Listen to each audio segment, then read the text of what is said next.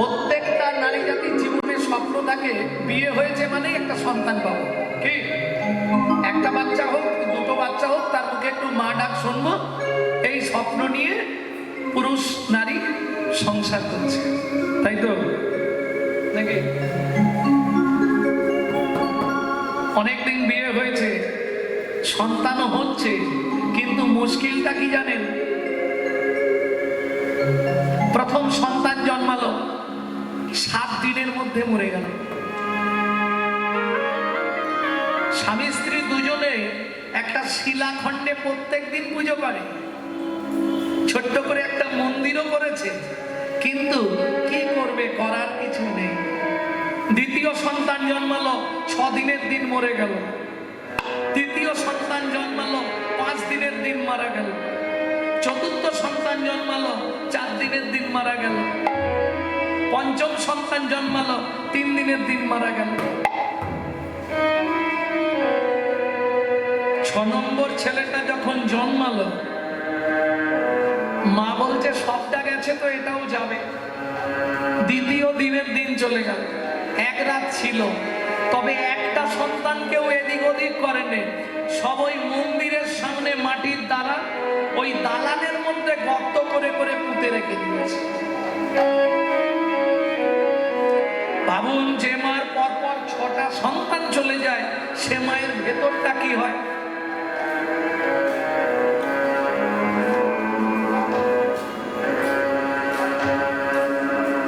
শোনো,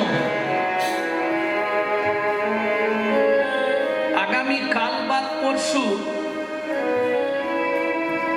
নীলের ব্রত, অতএব দেরি নয়, আমরা স্বামী স্ত্রী কোন পাপে আমাদের এরকম হচ্ছে এটা জানবার জন্যে আমরা দুজনেই যাব ভুবনেশ্বর লিঙ্গরাজ মন্দিরে। যারা ভুবনেশ্বর গেছেন নিশ্চয়ই জানবেন লিঙ্গরাজ মন্দির।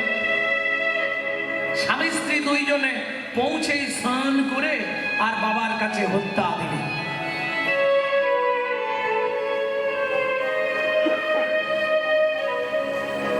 দ্বিতীয় দিন রাত্রিতে দেবাদিদেব মহেশ্বর দৈববাণী করলেন, দুরিপা কৃষ্ণমণ্ডল তোরা ফিরে যা, অচিরাত আমি তোদের পুত্র সন্তান হয়ে জন্মাবো।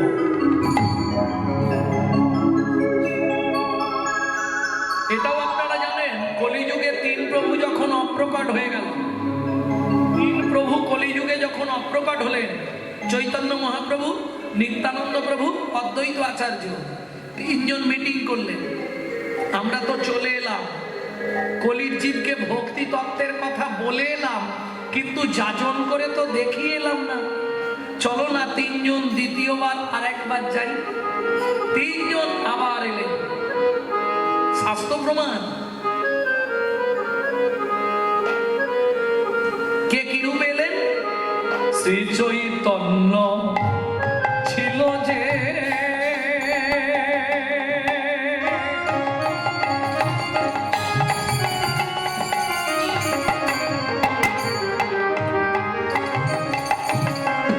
প্রভু শ্রীনিবাস হইলা সে, শ্রী চৈতন্য ছিল যে প্রভু শ্রীনিবাস হইলা সে,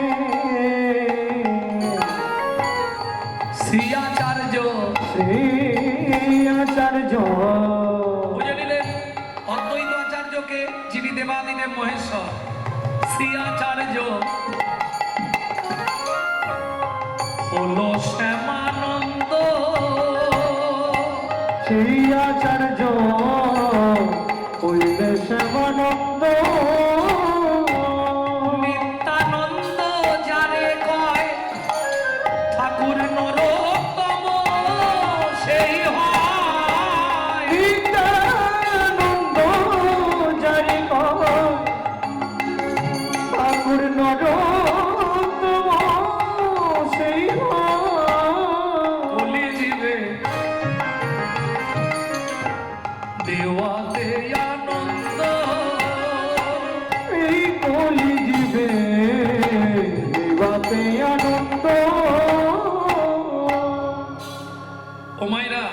আপনাদের এদিকে এই প্রথা আছে কিনা আমি জানি না, তবে ঠিক চড়ক সংক্রান্তির আগের দিন নীল রাত্রির ব্রত হয়, তাই তো?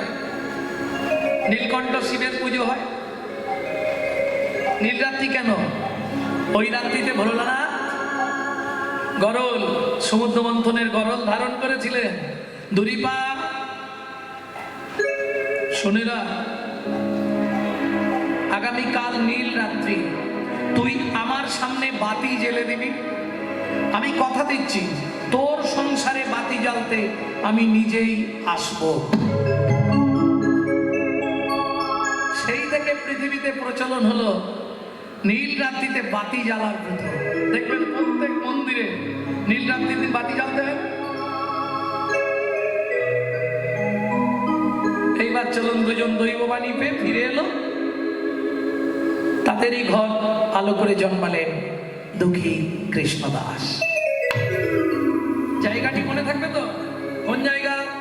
ধারের দাতে জনমিলা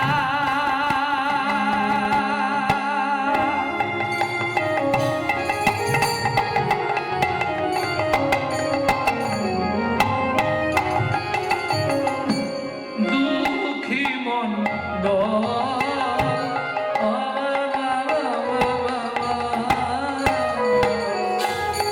দাতে জনমিলা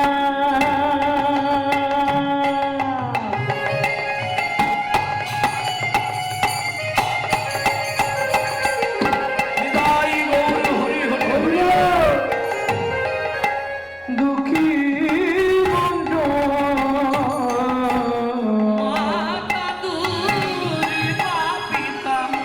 শ্রীকৃষ্ণ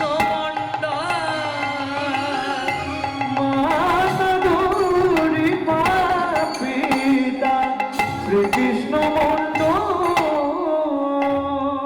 ও মাইরা আনন্দের আনন্দের সীমা নাই রে। এইবার বাবার কৃপা হলো, আনন্দের সীমা নাই রে। এইবার আমার কৃপা হলো, আনন্দের সীমা নাই রে। এইবার বাবার কৃপা হয়েছে, এটা মোটামুটি। কিন্তু মুশকিলটা কি জানেন? যার বংশ কুমিরে খায়, ঢেকি দেখলেই মা তো দিন গুনছে, 7 দিন, 8 দিন, 9 দিন, 10 দিন। 10 দিন পেরিয়ে গেছে মানে আর চিন্তা নেই। হরি বল, দশা শেষ নাকি? ভক্তমণ্ডলী, ভক্তিমতী মায়েরা ভাবুন, মায়ের মন তো দিন রাত ছেলেকে কোলে নিয়ে শুয়ে থাকে, না খায় না ঘুমায়। আরো কদিন যাক, তারপর না হয়ে একা একা। তবে মুশকিলটা কি, আগের ছেলেগুলো জন্মেই কেঁদেছিল। এটা প্রকৃতির নিয়ম, সন্তান জন্মালেই কাঁদে, কাঁদে না? কেন হাসতে পারতো হা করে? কি বাবা মা দেখতে ভালো লাগতো, জন্মেই কাঁদে কেন গো? যেন এ কাহা, এ কাহা, এ কাহা। ঠাকুর গো, মাতৃগর্ভে ভালোই ছিলাম, এ কোথায় নিয়ে এলে? শুধু মায়া আর মায়া।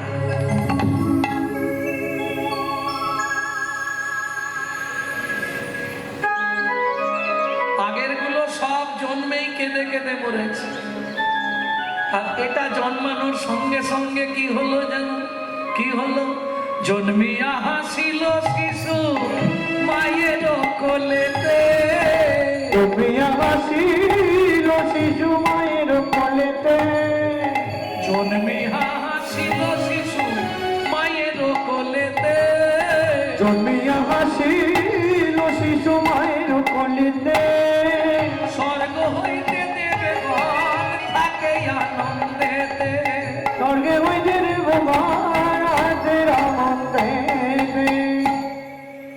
ও মায়েরা, আনন্দের তালে সীমা নেই, দিন দিন বড় হচ্ছে। পুরোহিত এলেন, গণনা করলেন, যেমন তেমন ছেলে নয়, কে নাম রাখবে? মা বলছে আমার কথায় নাম হবে। বাপ বলে দাঁড়াও, জমি তোমার হতে পারে, চাষ তো আমি করেছি। মায়েরা বুঝলেন না কথা? জমি তোমার, কিন্তু চাষি তো আমি। নামটা আমি রাখবো বলে অসুবিধে আছে। হ্যাঁ, বাবা আমাকে বলেছে, আমার নাম বলেছে বাবা, যে আমি তোর ঘরে যাব, দুরিবা তোর ঘরে আমি যাবো। কই তোমার নাম তো বলো না। এ ছেলের নাম রাখবো আমি। এই দুজনে বেঁধেছে গন্ডগোল স্বামী স্ত্রী।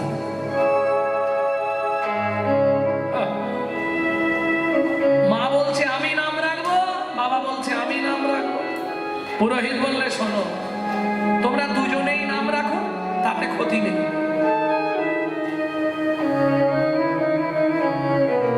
মা বলছে একে একে 6টা ছেলে মরেছে, কত দুঃখ বুকে নিয়ে আমার এই সন্তান জন্মেছে, এর নাম রাখবো আমি দুঃখী। বাবা বলছে এই নাম ভালো না, এ নাম চলবে না, দুঃখী দুঃখী নাম চলবে না। ও আমার 7 রাজার ধন, এক মানিক, ওর নাম রাখবো আমি রাম। পুরোহিত বলে ঝগড়া বন্ধ, দুজনেই থাকো। মায়ের দুঃখী বাবার নাম, মায়ের দুঃখী বাবার নাম, আজ হতে এ ছেলের নাম থাকবে দুঃখী রাম। দুঃখী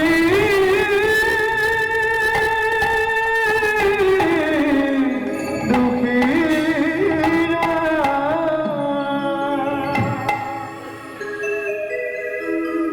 খেলাধুলা কিচ্ছু নেই, দিনরাত যে কোনো মন্দির যেখানে পুজো হয় তাকিয়ে চুপ করে দাঁড়িয়ে থাকে। শুধু দাঁড়িয়ে থাকে না, চোখ থেকে যেন শ্রাবণের ধারা নেমে যায়। কি বলতে চায় প্রকাশও করে না, চুপ করে দাঁড়িয়ে থাকে।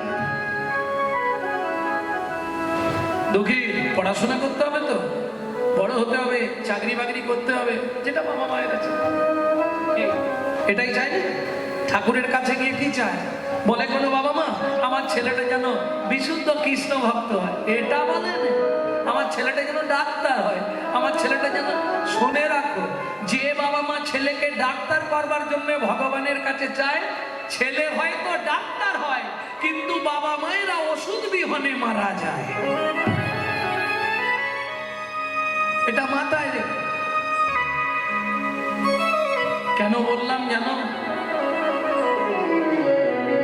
কদিন আগে একটি জায়গায় কীর্তন ছিল, পাশেই একটি বৃদ্ধাশ্রম। তা আমার একটু এই নেচার গুলো আছে, একটু ঘুরে আসি। তা গেলাম, আশ্রমের মালিকের সঙ্গে অনেকক্ষণ কথাবার্তা বললাম, খরচা খরচ কোথা থেকে আসে সবকিছু জানছিলাম। প্রায় 1 ঘন্টা কথা বলে যেটা বুঝলাম,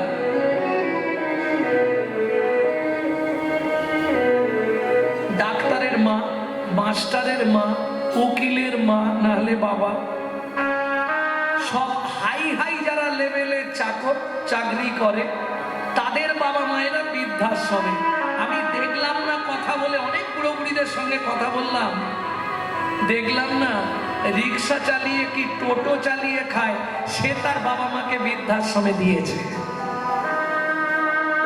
ভাববেন কথাটা একটু।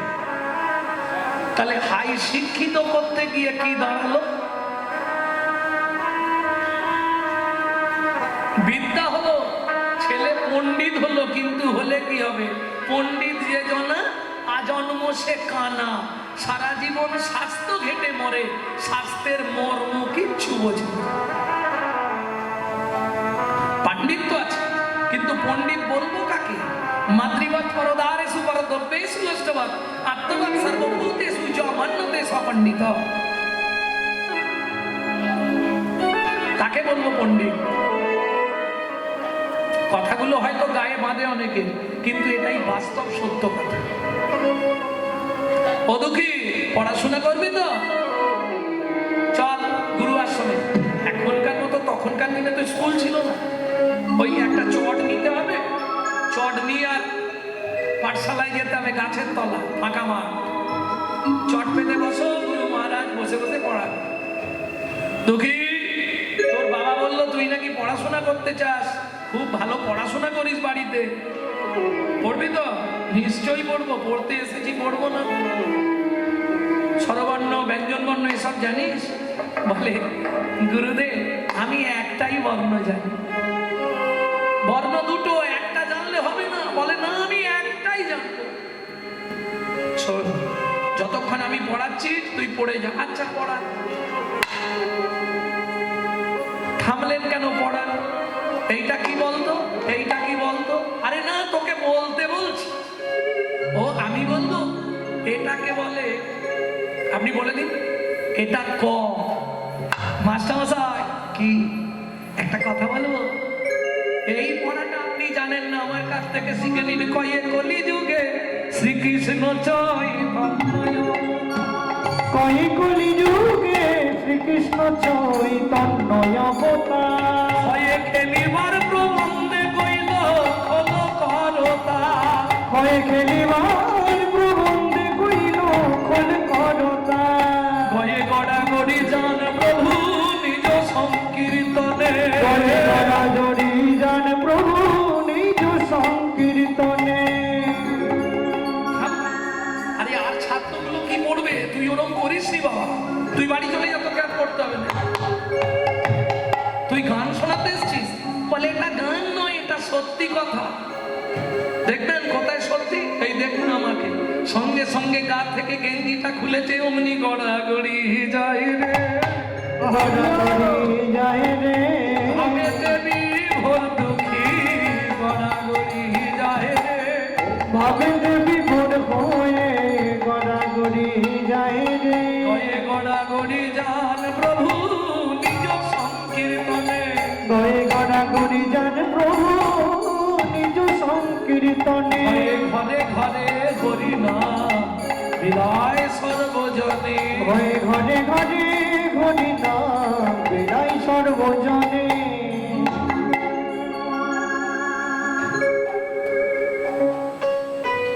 মাস্টারমশাই কি আপনি স্তম্ভিত হয়ে গেলেন কেন? ও দুঃখী, এতক্ষণ তোকে বলছিলাম বন্ধ কর, এখন বলছি তুই বলে যা। বড় ভালো লাগছে রে। উচ্চ ঈশ্বরে কাঁদে প্রভু জীবের লাগিয়া, তোমায় উচ্চ ঈশ্বরে কাঁদে প্রভু জীবের লাগিয়া, চয়েছে পদ করার জীবে কৃষ্ণ নাম দিয়া, চাইছে তন করার জীবে কৃষ্ণ নাম দিয়া। দুঃখী, কাল থেকে তুই একা আসবি, তোর পড়াটা আলাদা হবে, আমি পড়াবো। তাই হবে মাস্টারমশাই। আজ তাহলে চলে যাই। হ্যাঁ যা। যেতে আসতে যেতে আসতে যেতে আসতে ব্যাস মাস্টারমশাইও তৈরি হয়ে গেছে। কেন আসতে? পরশমণির স্পর্শ লাগলে লোহা যেমন সোনা হয়। ও মায়েরা, আমি কেন বলি, যদি করতে না পারেন, ভাবতে না পারেন, সাধু সঙ্গ করুন। কি হবে? সাধুর পরশ যদি আপনার গায়ে লেগে যায়, তাতেই কৃপা হয়ে যাবে। এর জন্য দেখবেন প্রত্যেক হরিবাসরে একটা নিয়ম আছে, হরিনামের শেষে একটু হরিলুট দেওয়া হয়, হয় না? কেন? যে জীবনেও করেনি তারও কৃপা পাওয়ার জন্য শেষ পন্থা মহাপ্রভু এটা করে গেলেন। বাতাসা ছুঁড়ে পড়বে। সাধুগুরু বৈষ্ণবরা এসেছিল হরিবাসরে, তাদের পদরজ ভর্তি, বাতাসাটা গিয়ে রজে পড়বে, ওই তুলে নিয়েই মুখে দেবে। এক বিন্দু ভেতরে গেলেই কাজ হয়ে যাবে। নিতাই গৌর হরি।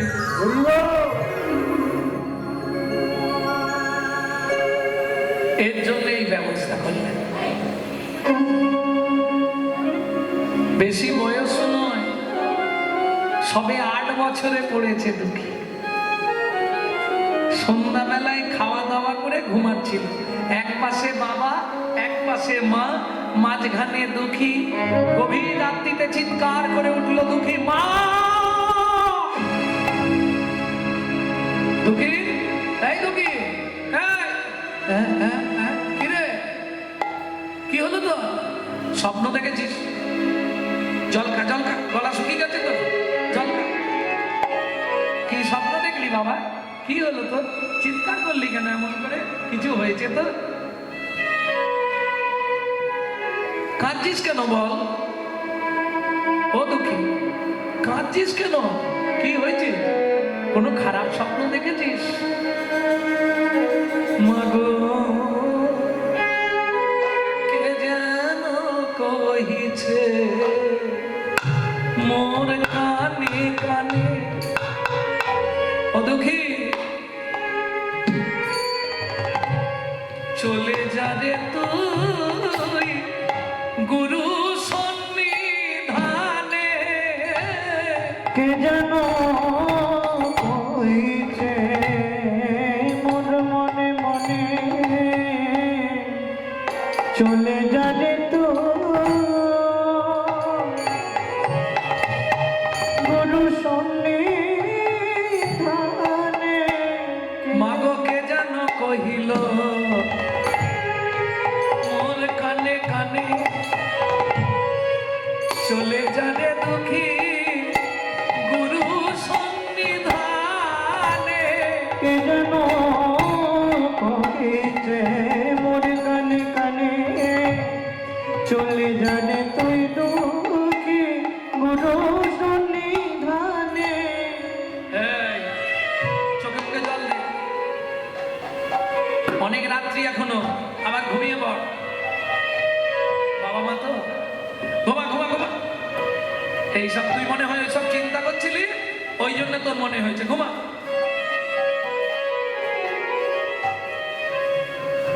সারা রাত চোখে ঘুম নেই, শুধু চোখ থেকে জল পড়ছে দুঃখীর বালিশ। ও মামা, ঘুমিয়ে গেলে তোমরা? আচ্ছা তোমরা ঘুমাও। দুঃখী চুপ করে শুয়ে আছে, কিচ্ছু বলছে না। সকালবেলা উঠেছে মা। ও মা, আমি দীক্ষা নেব। বড় হতার পর নিবি?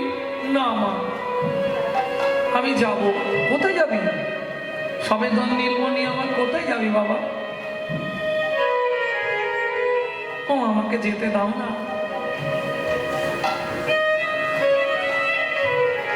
কোথা যাবি বল? যাবিটা কোথায় সেটা আমাকে বল, বুঝে দেখবো তবে তো পাঠাবো। বল কোথায় যাবি? কে তোকে দীক্ষা দেবে? কে আছে সে? ও মা, ওই স্বপ্নের মধ্যে আমাকে সেটাও বলে দিয়েছে। অমৃকাপুরেতে আছে হৃদয়ে চৈতন্য না। অমৃত আছে হৃদয় চৈতন্য তার কাছে গেলে মাগো পুরাইবে মনস্কার। তাহার কাছে গেলে পাবো আয় মনস্কার। ঠিক আছে, তোর ইচ্ছা পূর্ণ হবে। ওমা, হবে তো? কবে? শোন, কদিন পরে আমরা নবদ্বীপ যাব, তোকে নিয়ে যাব। কতদিন পর তোমরা যাবে? বেশি নয়, 1 বছর পরে যাব। আর দুঃখী কিচ্ছু বলছে না, কোনো কথাই বলছে না। সবাই যখন ঘুমিয়ে আছে, গভীর রাত্রিতে, পরের দিনে গভীর রাত্রিতে দুঃখী শয্যা ত্যাগ করে উঠে দাঁড়িয়েছে। পিতার অধিক মাতা গর্ভধারণ ভূষণ আসতি তিসুনা কেসি না স্ত্রী মাতৃ সমগুরু। নাস্তি মাতৃ সমগুরু ভূমে গরিয়সি মাতা স্বর্গাদুচ্চতর পিতা জননী জন্মভূমিশ্চ স্বর্গাদপি গরিয়স। স্বর্গাদপি গরিয়সি। ওমা,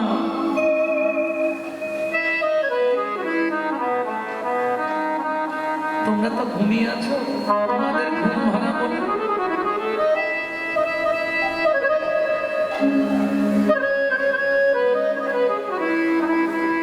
তোমরা ঘুমিয়েই থাকো, আমি বিদায় নিলাম। কেমন? ঘুমায়ে থাকো মাগো, বিদায় নিলাম আমি।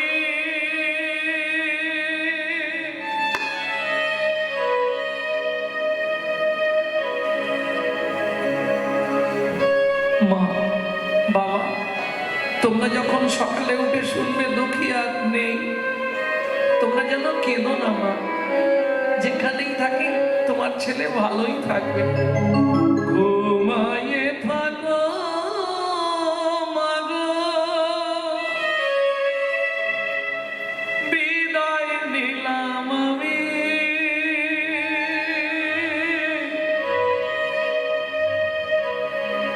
দুঃখী বলে কেঁদো না মা, কৃপা করো তুমি।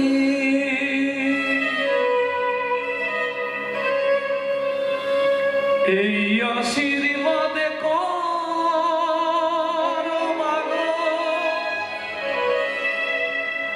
আশা পূর্ণ হয়। মোরে কৃপা করে যেন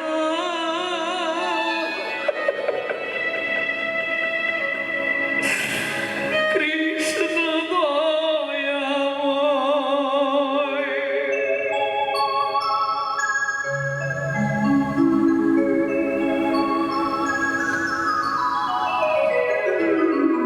বিদায় মা, আমি চললাম। তবে একটা কথা বলে যাই মা, ফিরে যদি আসি মাগো, একবার কোলে তুলে নিও। ফিরে যদি আসি মাগো, একবার কোলে তুলে নিও। যদি দুঃখী মরে যায়, যদি দুঃখী মরে যায় মা, একটি তুলসী পাতা দিও। যদি দুঃখে পড়ে যায় মা, একটি তুলসী পাতা দিও। আবার যদি আসি মাগো, একবার কোলে তুলে নিও। ফিরে যদি আসি মাগো, কোলে তুলে নিও। এই মিনতি জানাই মাগো, আমি চলে যাই। এই মিনতি জানাই মাগো, আমি চলে যাই। গুরু কৃপায় পাই যেন নন্দের খানা। গুরু কৃপায় পাই যেন নন্দের কানা। গভীর রাত্রিতে ধারেন্দা পরিত্যাগ করে ওই মেঠো রাস্তা দিয়ে হাঁটতে শুরু করলেন দুঃখী। কোথায় ভাবুন, মেদিনীপুর ধারেন্দা, মেদিনীপুরের শেষ, উড়িষ্যার বর্ডার। ধারেন্দা আসছে কোথায়? অম্বিকা কালনা। আপনারা তো ভালো জানবেন, নবদ্বীপের লোক মানে অম্বিকা কালনা তো কাছেই না। কোথায়? ও প্রান্ত থেকে এ প্রান্ত পদব্রজে হাঁটা শুরু করেছে। যেখানেই রাত হয়, যেখানে মন্দির দেখতে পায় বসে থাকে। পুজোর পর হাতে ওই প্রসাদ দেয়, প্রসাদ খেতে খেতে আবার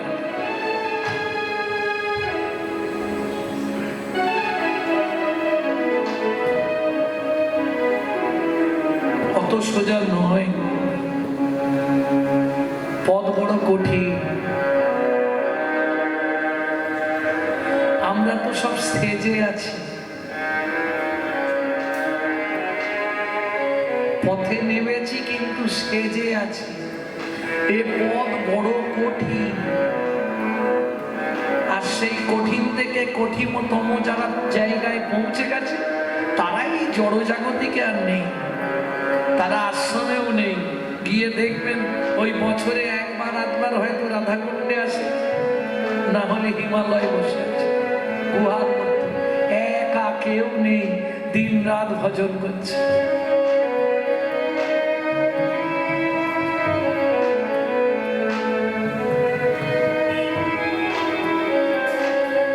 আর কত দূর বলো হে ঠাকুর, তোমার মধু শান্তি ধারা। আর কত দূর বলো হে ঠাকুর, তোমার মধু শান্তি ধারা। এ দুর্গম পথে চলিতে চলিতে এ দুর্গম পথে চলিতে চলিতে অবসান মন দেহ প্রাণ। এ দুর্গম পথে চলিতে চলিতে অবসান মন দেহ প্রাণ। আর কত দূর বলো হে ঠাকুর, তোমার মধু শান্তি ধারা। আর কত দূর বলো হে ঠাকুর, তোমার মধু শান্তি ধারা। কিছুদিন কেটে গেল, মাস, 1 মাস 1 দিনের দিন এসে পৌঁছালো কোথায়? অম্বিকা কালনায়। সন্ধে হয়ে গেছে,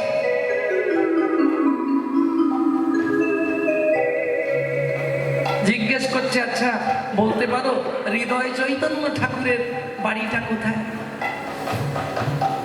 বাড়ি নয়, মন্দির। ওই যে আরতি শুরু হয়েছে, ও হো হো, আরতি দর্শন করি তাহলে দাঁড়িয়ে, আরতি শেষ হলে কথা বলবো।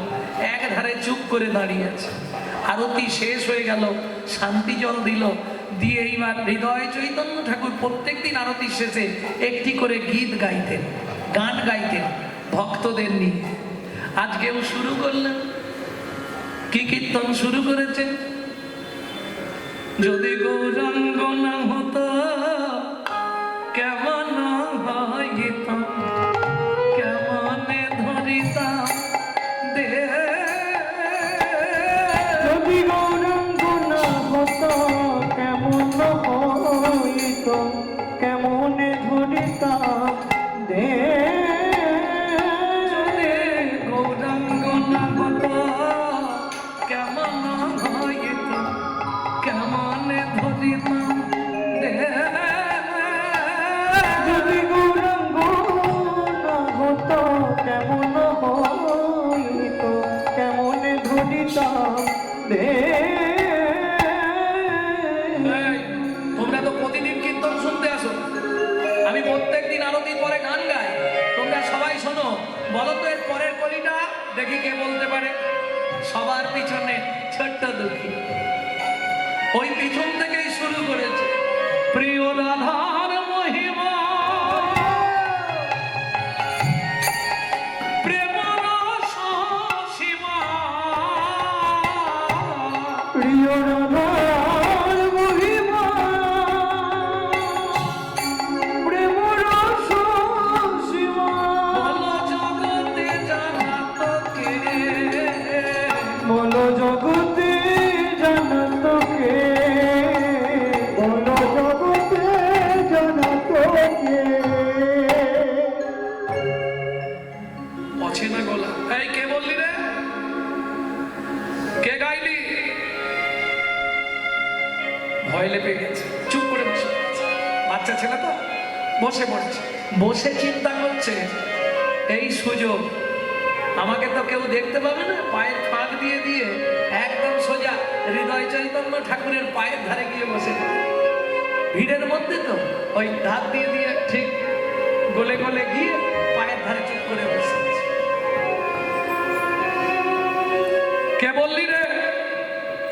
রাধার মহিমা প্রেম রস সীমা জগতে জানা তোকে কে বললি? একবার তাকিয়ে দেখুন না, চরণের নিচে বসে চরণের নিচে বসে আছে। আমি একটু কৃপা পাবো বলে চরণের নিচে বসে একটু কৃপা পাবো বলে চরণের নিচে বসে আছে। তুই গাইলি? হ্যাঁ, আহ, অপূর্ব কণ্ঠ তোরে, সুন্দর গাইলি বা। রাধার মহিমা প্রেম রস সীমা জগতে জানা তোকে, বাহ অপূর্ব গেয়েছিস। কি নাম তোর? তোর নাম কি? কোন নামটা বলবো? ও অনেক নাম আছে নাকি? থাকে না একটা ছেলে 4-5টা নাম থাকে তো? না না, অনেক নাম নয়, আমার দুটো নাম। আচ্ছা দুটো নামই বল। মা ডাকে দুঃখী, বাবা ডাকে রাম, সবাই আমাকে ডাকে দুঃখী রাম। বেশ ভালো, বেশ দুঃখী রাম, বাহ খুব সুন্দর নাম। তা তুমি কে? আমাকে চিনতে হবে না। তুই কাকে চাই? আমি হৃদয় চৈতন্য ঠাকুরের সঙ্গে দেখা করতে চাই। ও হো হো, ঠিক আছে, দেখা হয়ে যাবে। হৃদয় চৈতন্য ঠাকুরকেই জিজ্ঞেস করছে, আমি হৃদয় চৈতন্য ঠাকুরের সঙ্গে দেখা করতে চাই। তা ঠাকুর বলছে ঠিক হয়ে যাবে। যে গানটা গাইলি পুরো গানটা জানিস? জানি। গানো শুনি, কণ্ঠটা তোর মধুর, একটু গা বাবা শুনি। মধুর বৃন্দা বিপিন মাধুরী, মধুর বৃন্দা বিপিন মাধুরী। আস্তে আস্তে, এই গানটা প্রত্যেকেই জানি আমরা, জানি রে? মধুর বৃন্দা কেন? এ বৃন্দা কোন বৃন্দা? তুলসী বৃন্দা না রাধারানীর সখী বৃন্দা? কে বৃন্দা এটা? মধুর বৃন্দা কেন?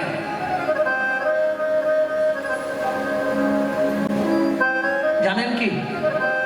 জানেন না? এই বৃন্দা কিন্তু এই দুই বৃন্দার কেউ নয়। তাহলে ইনি হচ্ছেন উত্তরপ্রদেশ কেদার রাজার কন্যা বৃন্দা। যখন যৌবনে পদার্পণ করলো, বাবা বললে মা সুন্দর একটা ছেলে দেখে তোর বিয়ে দেবো। মেয়ে বললে বাবা আমার একটা ইচ্ছা, আমি ওই জঙ্গলে গিয়ে সাধনা করব।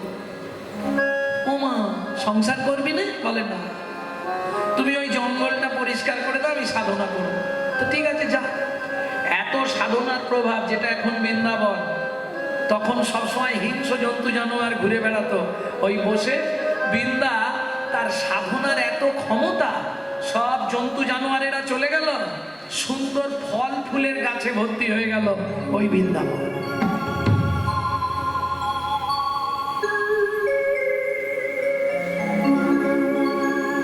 শ্রী বিষ্ণু নারায়ণ বললে কি নিবি তুই? বললে প্রভু আমি কিচ্ছু চাইনি, আমি যে জন্য সাধনা করছি সেইটা পেলেই হবে। কি চাস বল? বললে তুমি যত লীলা আমার এইখানেই করবে, আমি দর্শন করবো এই বনে বসে, তাতেই আমি উদ্ধার হয়ে যাব। নিতাই গৌর হরি। মধুর নিন্দা বিপিন মাধুরী, মধুর বৃন্দা বিপিন মাধুরী। প্রবেশ চাতুরী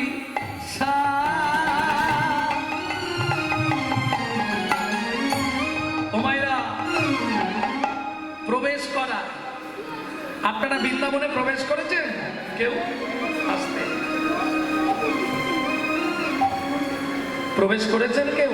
হাত তুলুন তো দেখি, বৃন্দাবনে কে প্রবেশ করেছে? কেউ জাননি বৃন্দাবন? হ্যাঁ, বৃন্দাবনে গেছেন কি করতে?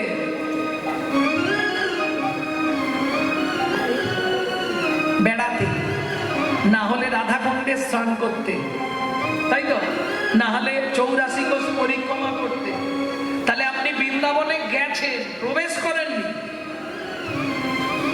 যেমন ধরুন আমি বছরে একবার কি দুবার কি পাঁচবার নবদ্বীপ এলাম, নবদ্বীপ দর্শন করে ঘর চলে গেলাম, আমার নবদ্বীপ আসা আর এখানে সমাজ বাড়িতে যেসব বাবাজিরা নবদ্বীপে বসে আছে তাদের নবদ্বীপ দর্শন দুটো কি এক হবে? আমি বেড়াতে এলাম, দেখলাম, চলে গেলাম। আর যারা সবসময় এখানে বসে নবদ্বীপে ধামে আছে তাদের দেখা আর আমার দেখা এক হবে কি? কোনোদিন হবে? হবে না। যারা বৃন্দাবনে বসে দিনরাত গোপী প্রেমে ডুবে গেছে তাদের কথাই বৈষ্ণব কবি লিখলেন, প্রবেশ কে শিখিয়ে দিলেন?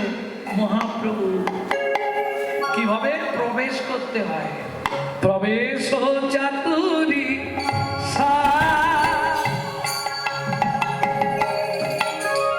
বড় যুবতী ভাবের ভক্তি সকতি হইল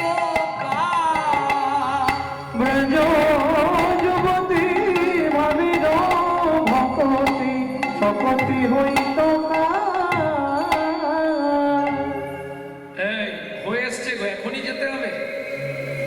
আজ আমি একা গাইবো না, সবাই মিলে গাইবো। গাহো গাহো পুনসি গৌরাঙ্গের গুণ, গাহো গাহো পুনসি গৌরাঙ্গের গুণ, গাহো গাহো পুনসি গৌরাঙ্গের গুণ, গাহো গাহো পুনসি গৌরাঙ্গের গুণ, সরল করে যাব।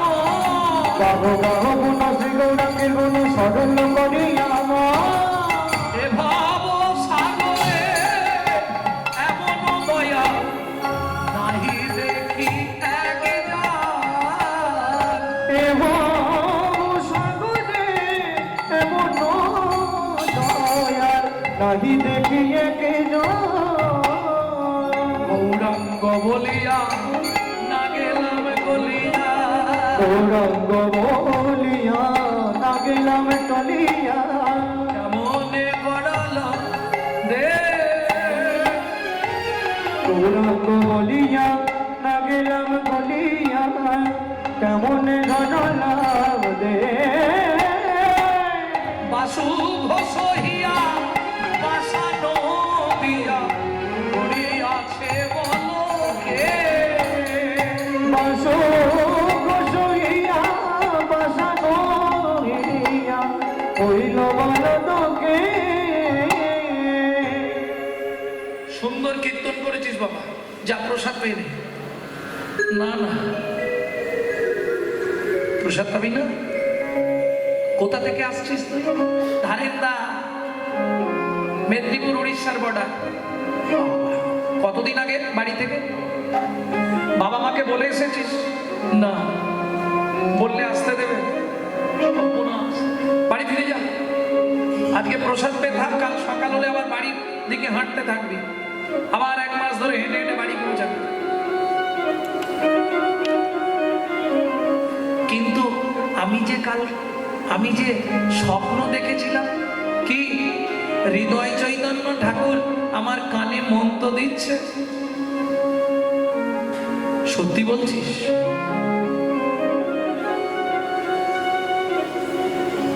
বিশ্বাস করুন, আপনার এই চরণ ছুঁয়ে বলছি, যেই না দুঃখী চরণে হাত দিয়েছে সঙ্গে সঙ্গে কি হলো? হৃদয় চৈতন্য ঠাকুরের অঙ্গ কেঁপে যায়, অঙ্গ কেঁপে যায়। আয় আয় দুঃখী তুই মোর বুকে আয়। তুই মোর বুকে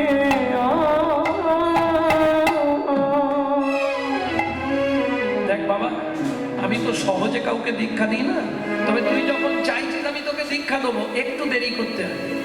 আগে তুই সেবা কাজ পারবি কিনা তবে তো তোকে দীক্ষা দেবো। কি সেবা করতে হবে বলুন? আমি সব কাজ করতে পারবো। ওই কলসিটা দেখছিস?